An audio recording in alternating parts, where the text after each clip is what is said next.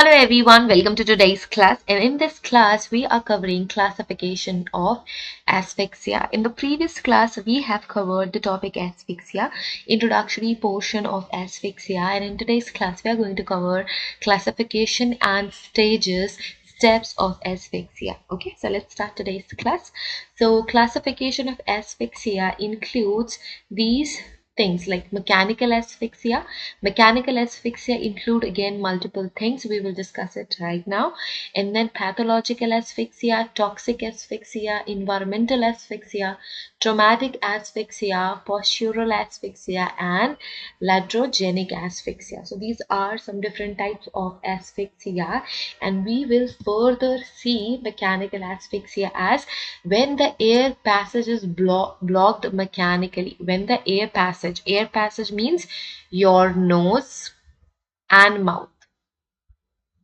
So if nose and mouth are blocked mechanically, then that type of asphyxia is known as mechanical asphyxia, which includes hanging. Hanging is mechanical asphyxia. Strangulation is mechanical asphyxia. We have two types of asphyxia. One is manual strangulation. If a person takes something and strangulate the other person manually, like with the help of hands, etc., that is manual strangulation. And then material strangulation.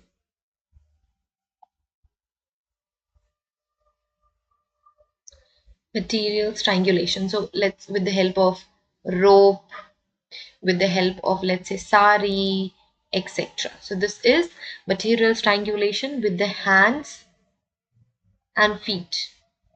So this is manual strangulation. Then we have suffocation. Suffocation is again a type of mechanical asphyxia. So here we have further examples under suffocation. So all these things are under suffocation, like impartment. This is a type of suffocation. Smothering is a suffocation.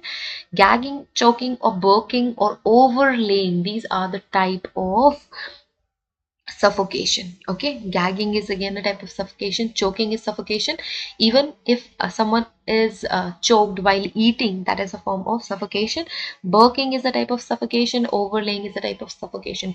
And in movies, when we see a person took a pillow and placed it on the person's head, and this is a type of, again, a suffocation. Okay, traumatic asphyxia, when asphyxia happens after a accident or some trauma. Then traumatic asphyxia, it is a type of suffocation again. Environmental or postural or positional. So postural, because of the position or posture, because of position or posture suffocation happens, then this is postural and positional suffocation or asphyxia. Environmental asphyxia is again when in the environment there is an issue with oxygen or something like that, then again this is a type of suffocation. And drowning is a type of suffocation again. So these are some different types which we have under suffocation. So all these, everything, let's say, I will just point it down. I will point it 1 2 3 4 like this, because few points are written in here. So this is 1 2 3 4 5 6 7 8 9 10. So we have total 10 different types of suffocation. So all these examples of mechanical asphyxia comes under suffocation. Then strangulation, we have manual, we have material, and then hanging. So these are the type of mechanical asphyxia. Then we have pathological. So when entry of oxygen in lungs is decreased due to some disease or due to some upper respiratory tract or lungs, then this is the type of pathological asphyxia. For example, bronchitis. For example, acute edema of glottis or laryngeal spasm. So if there is a spasm in the larynx area, if there is an edema in the glottis, or if there is acute edema is kind of swelling and spasm again. Bronchitis, if bronchitis happens and it leads to the it leads with decreased amount of lung oxygen, then it is pathological asphyxia. Then toxic. The toxic asphyxia includes some poisons, toxins. With the help of poison substance, if someone is preventing to use oxygen, or we have some chemicals which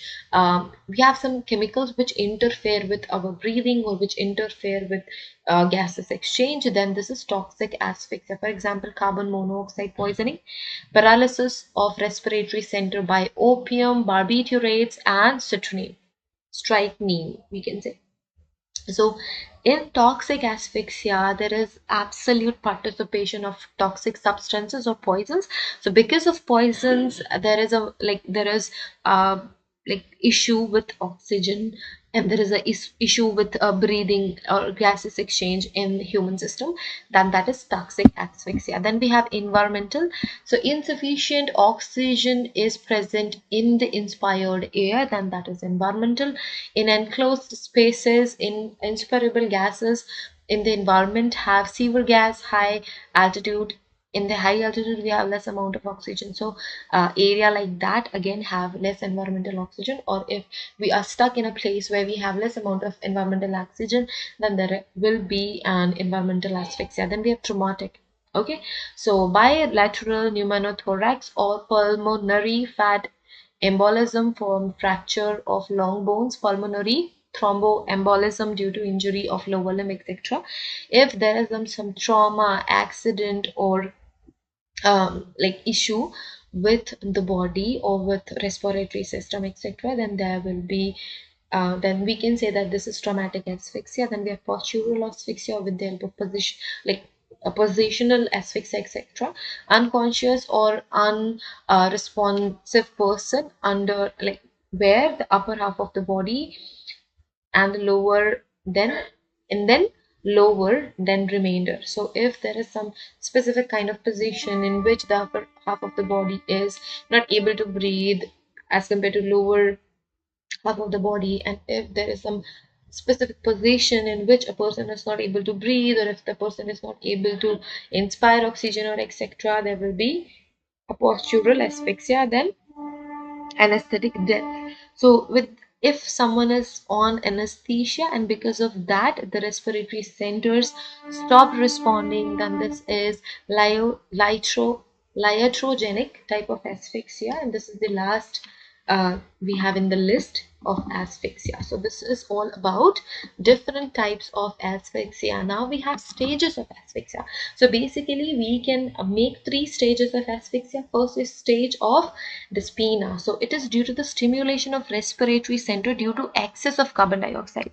When we are not able to exchange carbon dioxide with oxygen, there will be excess amount of carbon dioxide present in the system, and that's why the respiratory centers get stimulated, and the clinical picture is like slight cyanosis. So there will be a slight cyanosis present in the respiratory center.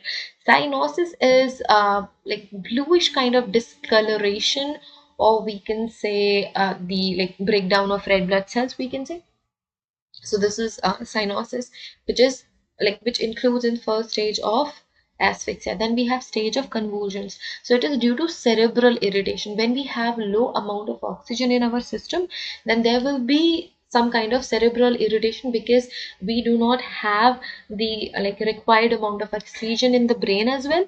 So it is a state of cerebral irritation. The patient gives respiratory effort to breathe. Okay, it gives the effort to breathe, and the clinical picture includes cyanosis. So there will be a respiratory effort, a strong respiratory effort to breathe, and still not getting any oxygen, like because of some different circumstances around. So cyanosis. Hypertension. At this point, hypertension starts, the blood pressure increases, loss of consciousness happens, and constricted pupils can be seen. Okay, pupils get contracted, the consciousness is lost, the blood pressure is high, cyanosis is present in the respiratory centers. Then we have third stage, that is exhaustion. So finally, the person undergoes to the final stage, that is exhaustion. In that stage, the person is absolutely exhausted, and that person have no oxygen and no energy to struggle to breathe and etc. So this is the final stage of asphyxia, and after this stage, like there is no struggle of breathing and or etc. So this is the final and last stage. Okay, so we are done with the different stages of asphyxia. We're done with different types of asphyxia. Mechanical asphyxia is really very important. Each and every point which is included in mechanical asphyxia is absolutely important.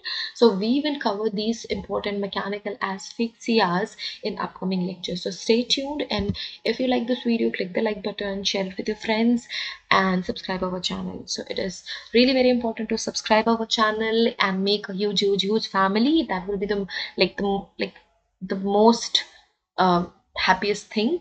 And thank you so much everyone for watching this video. Have a great day. Take care of yourselves.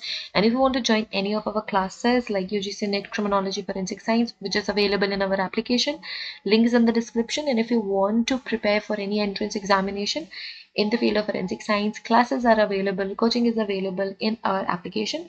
Link is in the description. If you want to connect us to WhatsApp support number, and if you have any question, query or doubt, you can text us there. All the details are in the description, so do check that out. See you guys in the next video. Till then, take care. Bye.